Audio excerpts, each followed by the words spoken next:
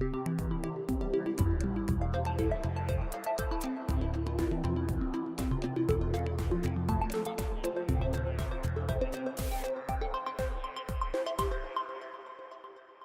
write songs, and I'm a vocal producer.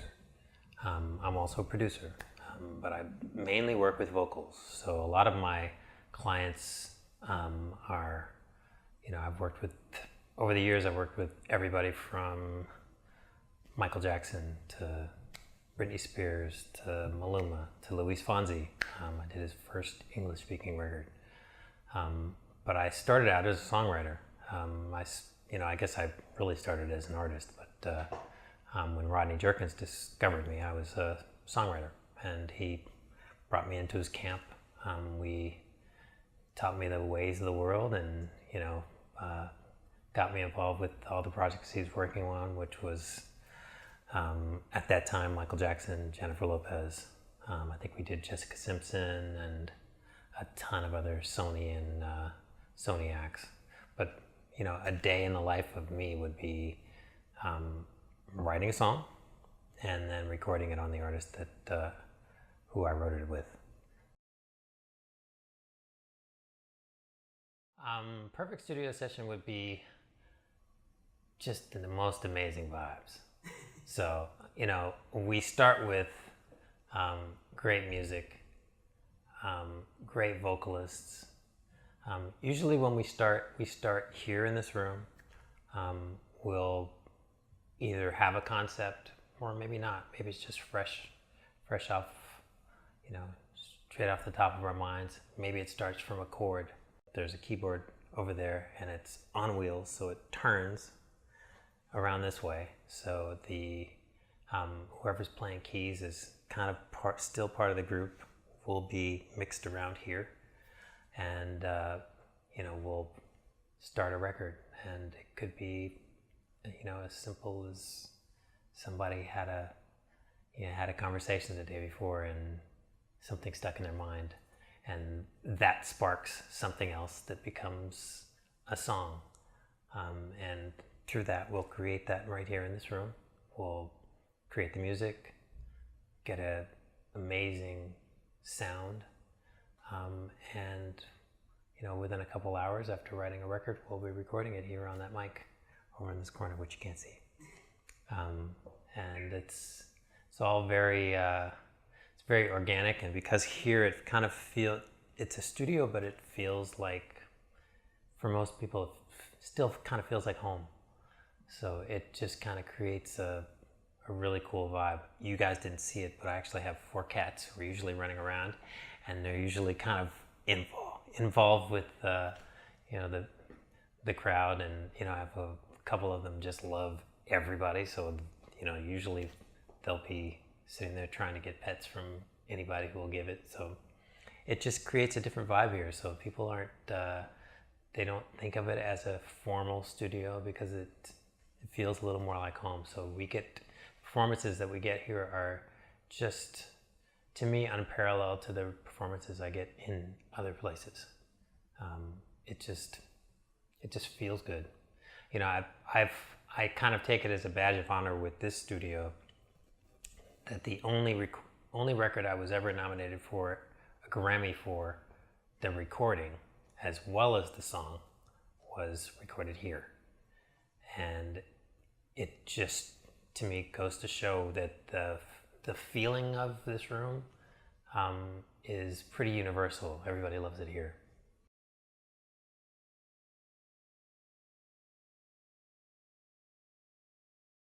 I don't really have a preference.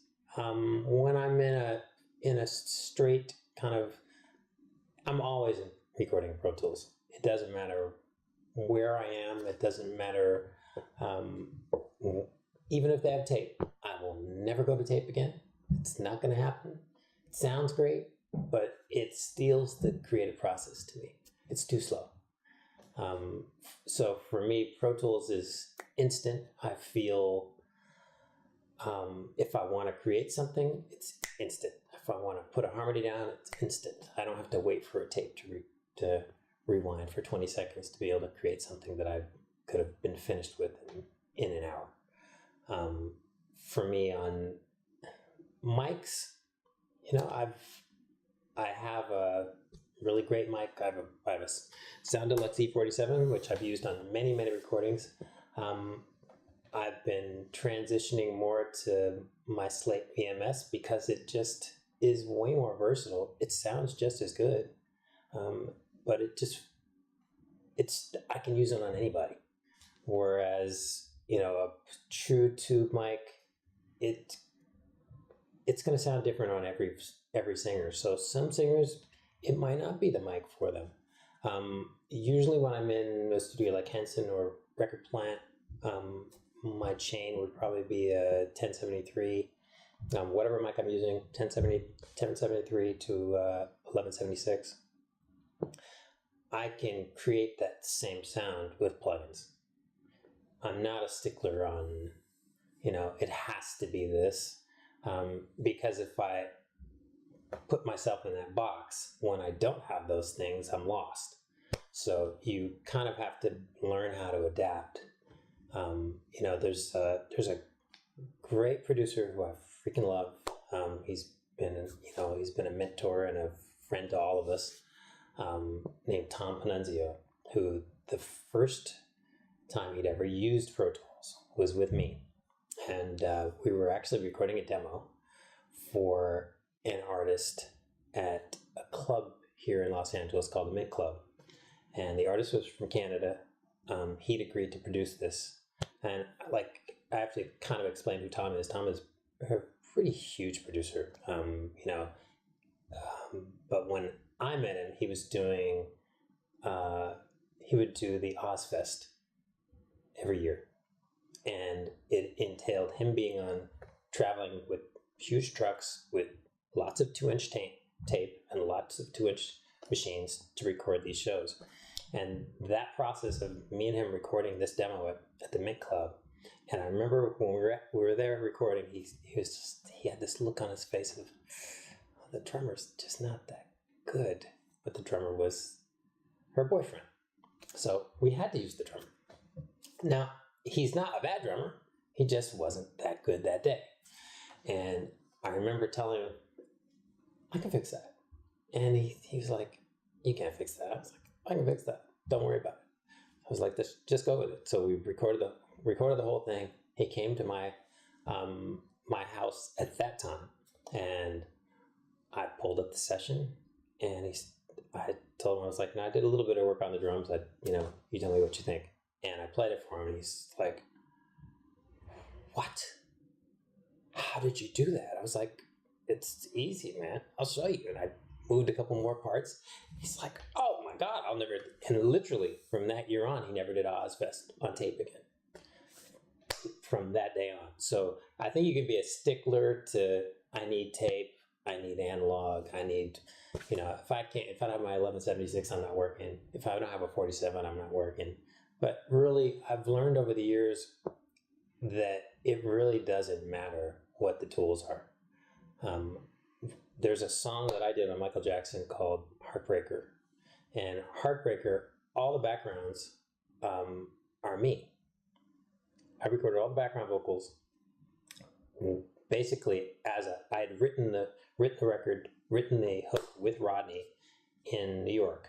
When we went back to his home studio, his regular studio, it was being constructed. It was like in renovation, so we couldn't use that studio. So I was actually recording all those vocals in Rodney's den at his house. And back in those days, I think my usual mic was probably an AKG 414 with, it was like a TL. So it's like a really great mic. I think I was using an Avalon 767 compressor mic pre. But it was a very small room. So here, imagine I've got what they used to call a trip rack, which is it was made by Glyph. So 2 huge, really loud hard drives with really big fans, and my computer was right here. So it was not what I would call ideal conditions for recording, but the vocals sounded amazing. The vocals, I still have the vocals, sound amazing. And, in the end, you can kind of go, well, this isn't ideal. But if you don't get caught in the box of, this is the only way I work, if you can always adapt, it doesn't matter to me. And I think because of that, I'm not stuck on, does it have to be analog? Does it have to be, I have to have my perfect mic. I have to have my perfect mic chain. There is no more perfect mic chain. You'll end up having to adapt at some point. So you might as well learn how to do that every day. That's the way I work.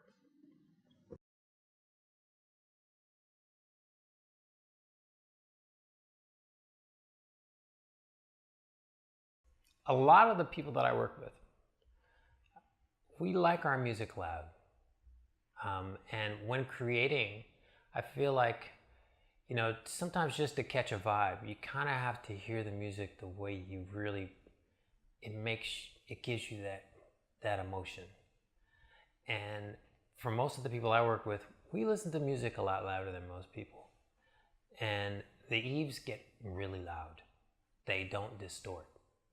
They just get really loud. So even for, I work with two amazing producers who I freaking love, Nephew and PK, who are both guys who they like some loud music while they're creating the beat. And it's one of those speakers that it just doesn't give up on you. You can keep powering it. It doesn't give up. But at the same rate, when you turn them back down to a volume that is what most people will listen to. When I'm mixing, I would usually reference between all of these three sets of speakers. But to be able to hear what it really sounds like in the real world, if you just want to hear vocals, I'll just go to my ref tones. If I want to hear how it's fitting in the mix, pretty close, I'll listen to my NS10s. But if I want to hear what it really sounds like, you go to the Eves. And I've never had anybody come in the studio and go, yo man, you need some new speakers. Everybody comes in here and says, whoa, what are those? And I think, here in LA, this is what people want to hear. They want to hear something that can create the mood, but can also be a great reference in terms of mixing. So that's what the Eves do for me.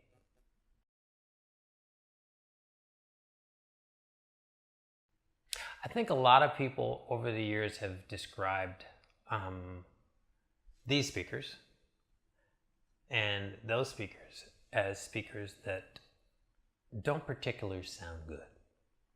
And it's always been a thing that if you can make it sound good on those speakers, then it's going to sound good on every speaker because they don't sound so good.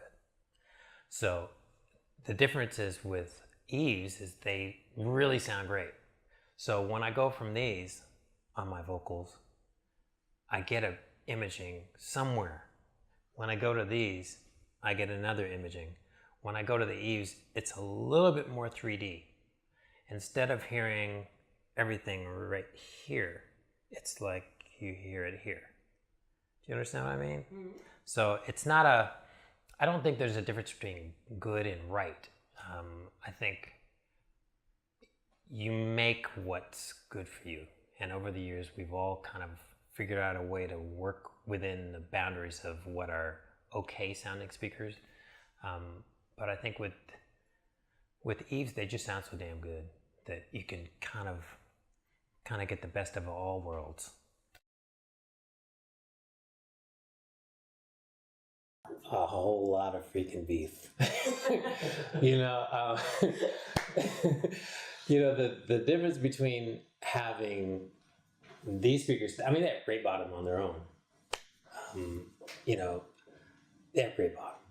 But with the sub, you get that true kind of gutter. It's just like the bottom that everybody wishes they could hear in those records, but you you get a true version of it. You know, because if I'm mixing, it's, for me, I've kind of become, I'm a vocal producer, but I'm also the vocal producer who delivers vocals that sound like records. And when I deliver those vocals, I've got to get a vibe of how they actually feel in that track. And to make them sound great, I kind of have to know what everything sounds like. If I can't really hear what the bottom really sounds like in the track, then my vocals are probably going to be way too loud because I'm not hearing that bottom. So what the sub gives me is what that bottom really sounds like. So instead of me having to go back and forth, because, I used to have before I got these, I had this kind of routine. I would listen to them on these. I would listen to them on these. And then I would make myself an MP3 and go into my car and hear what it sounded like. I don't have to go to the car anymore. Now I hear what it really sounds like from the start. So I'm not really wasting time mixing over and over again, going back to the car. What's the bottom really sound like? I know what the bottom sounds like right here.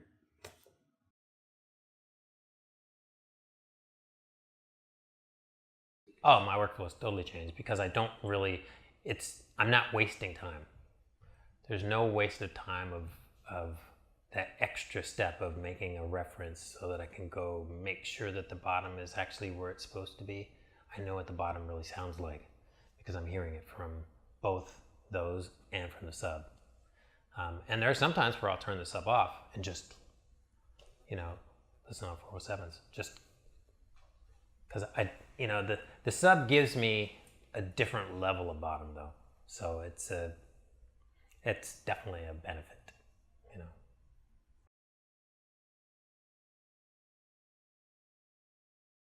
One of my favorite projects that I'm working on right now is Jafar Jackson. Jafar is Jermaine Jackson's son. Freaking love him.